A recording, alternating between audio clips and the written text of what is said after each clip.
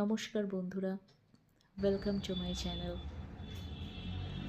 চলুন, আজ চিংড়ি মাছ রান্না করব, কিন্তু সময়ের অভাবে ও মাছটা কেটে আনতে পারিনি।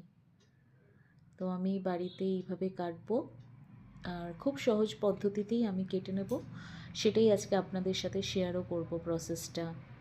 দেখেছেন, একটা কাঁচির সাহায্যে আমি কিভাবে মাছটা কাটছি। যদিও এটা আমি ইউটিউব দেখেই শিখেছি, আজকে থেকে 5 বছর আগে। আসলে বিয়ের আগে সেরকম মাছ কাটার কোনো দিনই অভ্যাস ছিল না, আর বিয়ের পরেও শাশুড়ি মাই রান্না করতেন, আমাকে অতটা বলতেন করতে হবে না, তুই ছোট, তোকে করতে হবে না।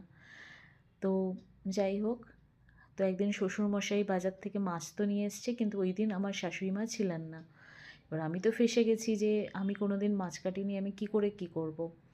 তখন আমার হাজব্যান্ড বলেছিলেন, তুমি ইউটিউব দেখে নাও না। তো তখন আমি এই প্রসেসটা দেখেছিলাম, আর তারপর থেকে কোনো দিন যদি ও মাছ কেটে নাও আনে, তো আমি আরামসে এই প্রসেসে মাছটা কেটে নিতে পারি। আর এটা খুব সহজে হয়। আপনারা দেখছেন কত ইজিলি একটা কাঁচির সাহায্যে আমি মাছগুলো এখানে কেটেছি।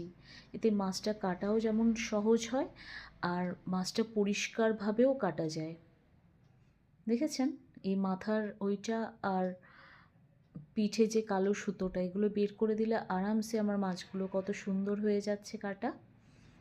তো আপনারা এই প্রসেসটা ট্রাই করতে পারেন, আশা করছি আপনাদের এটা হেল্পফুল, অনেক কাজে লাগবে। চলুন, দেখতে দেখতে দেখুন আমার কতগুলো মাছও কাটা হয়ে গেছে। ভিডিওটা ভালো লাগলে দয়া করে সাবস্ক্রাইব করে দেবেন। আর